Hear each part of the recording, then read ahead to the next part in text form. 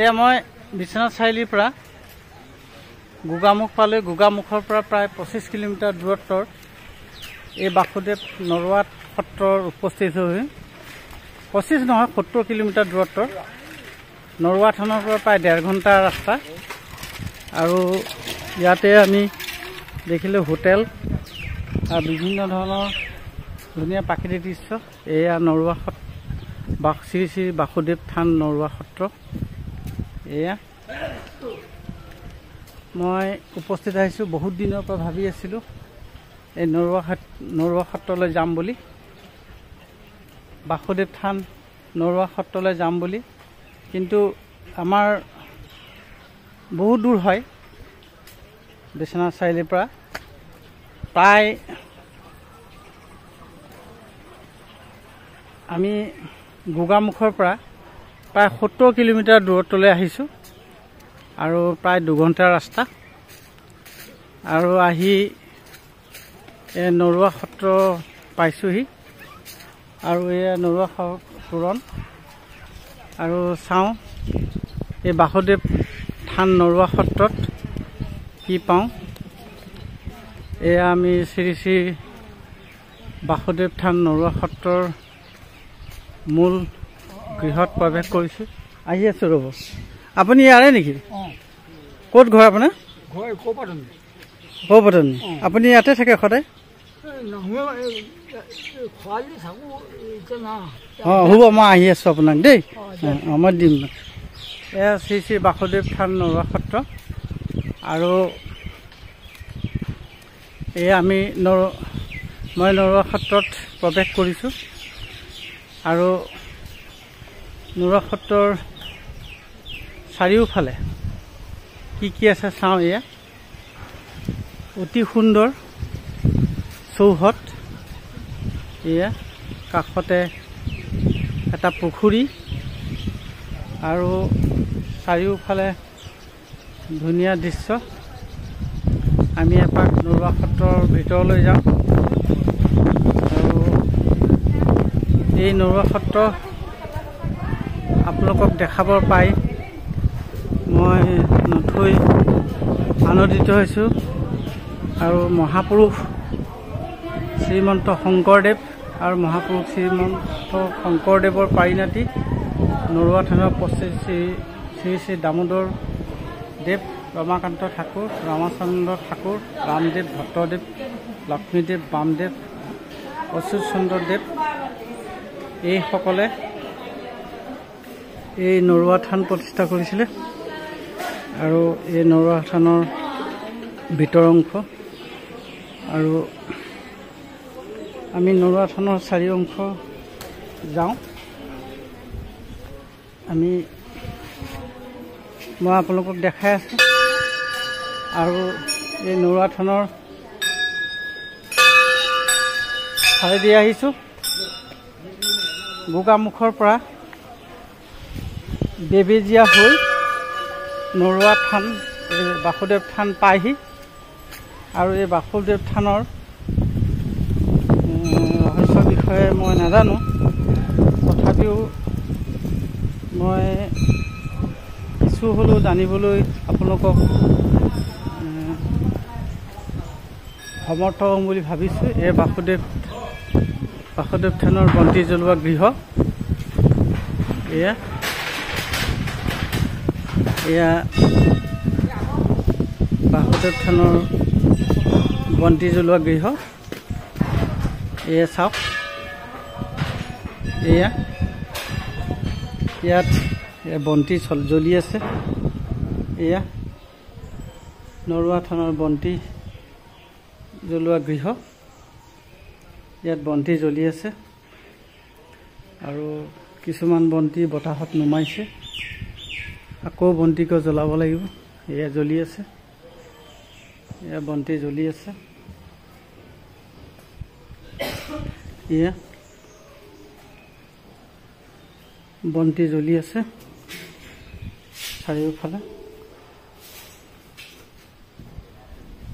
আপুনি ইয়াৰে কি নাম আপোনাৰ শ্ৰী নগেন বৰা মই জেএছ এডুকেশ্যনেল ব্লগছৰ পৰা আপোনাৰ সুদূৰ এই বাসুদেৱ থান আমি বিশ্বনাথ চাৰিআলিৰ পৰা আহিছোঁ, বহুত দূৰ ইয়ালৈ।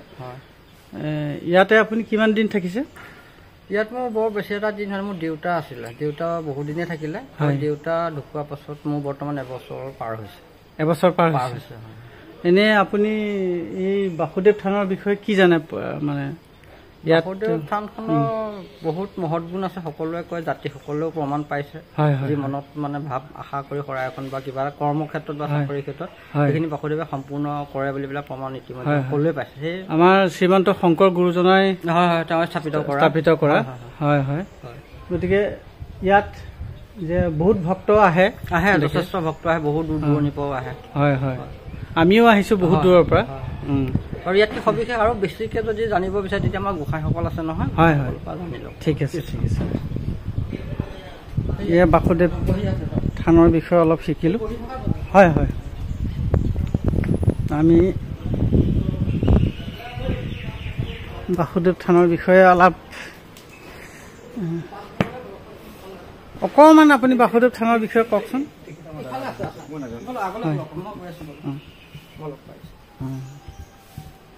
তেখেতে নাজানে।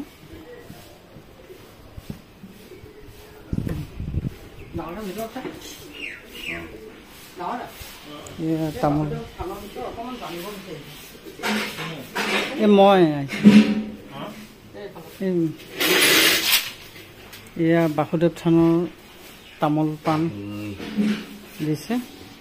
আপুনি ইয়াৰে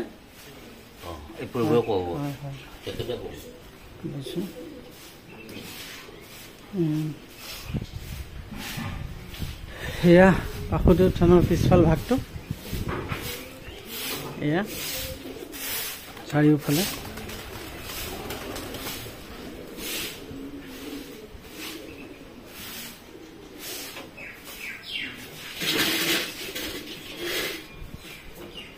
এই পিছফালৰ ভাগ বাসুদেৱ থানৰ।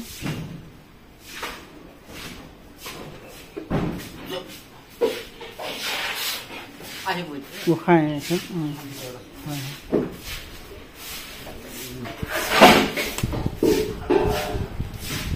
চাৰিওফালটো হয়। যাম যাওঁ। এয়া আমি বিশ্বনাথ চাৰিআলিৰ পৰা আহি বাসুদেৱ থানৰ চাৰিওফালৰ প্ৰাকৃতিক দৃশ্যৰাজি চাইছোঁ আৰু সঁচাকৈ বৰ ভাল লাগিছে। আৰু এয়া মূল বাসুদেৱ থানৰ মন্দিৰ ভাগ। আৰু এই বাসুদেৱ থানতে অকণমান হয়। আপোনাৰ নামটো কি কয়? আপোনাৰ নামটো বীৰেন্দ্ৰদেৱ গোস্বামী। হয়, আপুনি অকণমান কওকচোন বাসুদেৱ থানৰ বিষয়ে। বাসুদেৱ থান আমাৰ সত্ৰৰ নাম হ'ল শ্ৰী শ্ৰী বাসুদেৱ থান নৰোৱা সত্ৰ। হয় হয়, এই বাসুদেৱ স্থান হিচাপে প্ৰতিষ্ঠিত আৰু সত্ৰ হিচাপে প্ৰতিষ্ঠিত দুইটা সংস্কৃতিৰ একেলগে সংযোগ হোৱাৰ এটা কাহিনী আছে।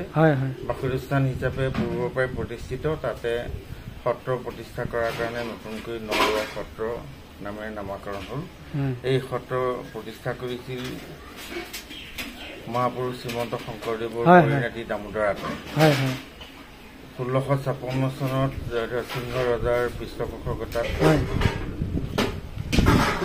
মহাপুৰুষ শংকৰদেৱৰ পৰিণতি দামোদৰ আটাই এই সত্ৰ শ্ৰী শ্ৰী বাসুদেৱ স্থানত স্থাপিত কৰাৰ কাৰণে শ্ৰী শ্ৰী বাসুদেৱ স্থান নৰোৱা সত্ৰ। আৰু এই মূৰ্তিভাগো জয়ধ্বজ সিংহ ৰাজাই সুদূৰ কোনদিনৰ পৰা আনি ইয়াত প্ৰতিষ্ঠা কৰি দিয়ে।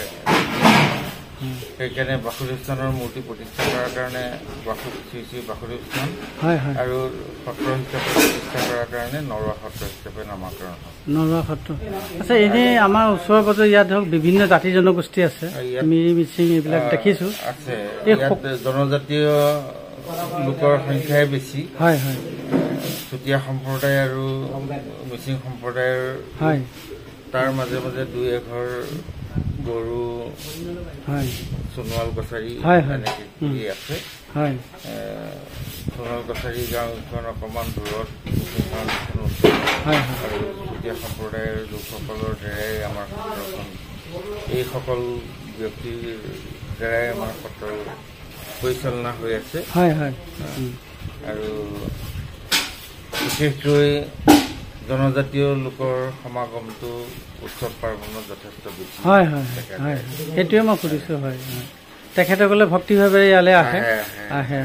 আৰু যি বাসুদেৱ কামনা কৰে তেখেতসকলে ফলো পাইছে। আৰু সেইকাৰণে দিনক দিনে জনশ্ৰুতিটো জনসমাগমটো বৃদ্ধি পাই গৈ আছে। ময়ো বিশ্বনাথ চাৰিআলিৰ পৰা আহিছোঁ। মই বিশ্বনাথ চাৰিআলিৰ পৰা আহিছোঁ। সেইকাৰণে আপোনালোকক কিবা এটা নেপালে কিবা কামনা যদি সিদ্ধি নহয় তেতিয়াতো কোনেও আহিবলৈ ইচ্ছা নকৰে। নিশ্চয় সেই সমবেত হোৱা ব্যক্তিসকলৰ মাজত যিটো জনশ্ৰুতি আছে, অপুত্ৰক পুত্ৰ দিয়া, নিধনীক ধন দিয়া, আৰু এই শুভ কামবিলাকৰ সমাধানৰ ক্ষেত্ৰত বাসুদেৱ থানৰ নামৰ মাহাত্য যথেষ্ট। সেইকাৰণেই দিনক দিনে জনসমাগমটো বৃদ্ধি পাই গৈ আছে। আজি বাৰিষা দিন যদি আগবেলাতে যথেষ্টখিনি ব্যক্তি হৈ গৈছে। আমিও আহিছোঁ ইমান দূৰৰ পৰা। আপোনালোকৰ দূৰৰ পৰা কাৰণ কি মাঘ ফাগুনমহীয়া নেপাল ভূটানৰ পৰাও আহে। অলপ আগতে বিশ্বনাথ চাৰিআলিৰ এটা পাৰ্টি পাৰ্টি ঠিকে আছে। মই ভাল লাগিলে।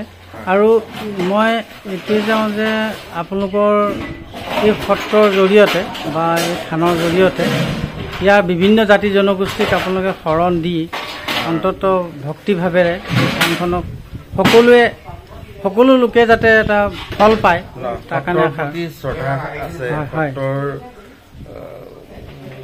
আজি জনজাতীয় অঞ্চলবিলাকত যেনেকৈ খ্ৰীষ্টান সেই কথাটো ক'ব গৈছোঁ। খ্ৰীষ্টানিটিটো যেনেকৈ সোমাই গৈছে, কিন্তু ইয়াত বাসুদেৱ থান থকাৰ পৰিপ্ৰেক্ষিতত বাসুদেৱৰ প্ৰতি শ্ৰদ্ধা ৰাখি ইয়াৰ জনজাতীয় লোকসকলে সেই পথটোৰ পৰা এতিয়া বৰ্তমানলৈকে বিৰত আছে। আৰু প্ৰত্যেক দিনে গড় হিচাপে 10-12জন জনজাতীয় লোকৰ শৰণ সেইটোৱে মই সুধিব বিচাৰিছোঁ। কাৰণ আমি আমাৰ মাজত ৰাখি থৈ এইটো নহয়, যেনেকৈ খ্ৰীষ্টিয়ানিটিবিলাক আহি চবকে তেওঁলোকক মানে আকৃষ্ট কৰি পেলাই তেওঁলোকৰ ধৰ্মলৈ মানে ধৰ্মান্তৰ কৰি নিছে। আমাৰ নলৱা সত্ৰৰ কিন্তু শৰণৰ ক্ষেত্ৰত কোনো জাতি ভেদাভেদ নাই। সমভাৱে সকলোকে সম মৰ্যাদাৰে শৰণ। ঠিকে আছে। আৰু ভাল লাগিলে। মই আশা কৰিছোঁ এই থানখনে, এই সত্ৰখনে পবিত্ৰ মানে সকলোকে শুদ্ধ কৰক, এই কামনা থাকিল। ধন্যবাদ। আপোনালৈও ধন্যবাদ। ঠিক আছে দিয়ক। এয়া মই নৰুৱা থানৰ বিষয়ে একাষাৰ অলপ শুনিলোঁ আৰু নৰুৱা থানৰ বিষয়ে জানিলোঁ। গতিকে নৰুৱা থানৰ বিষয়ে জানিবৰ কাৰণে মই অতি উৎসুক হৈ আছিলোঁ। আজি বহুত দিনৰ পাছত এই নৰুৱা থানৰ বিষয়ে গম পালোঁ যে নৰুৱা থানত এনে মাহাত্ম্য আছে যাতে আৰু যিটো ইয়াৰ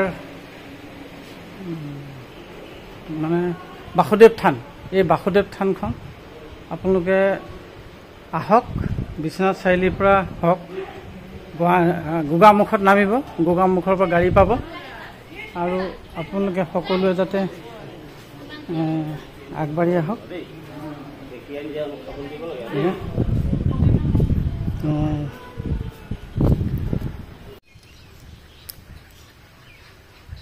বাসুদেৱ থান নৰুৱা সত্ৰ, শ্ৰী শ্ৰী বাসুদেৱ থান নৰুৱা সত্ৰ, এয়া গোগামুখৰ পৰা প্ৰায় 70 কিলোমিটাৰ দূৰত্বৰ বাসুদেৱ থান।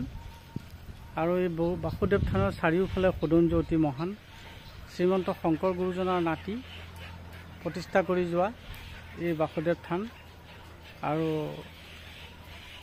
ইয়াত বাসুদেৱ থানলৈ আহিলে আপোনালোকৰ সঁচাকৈ অতি ভাল লাগি যাব।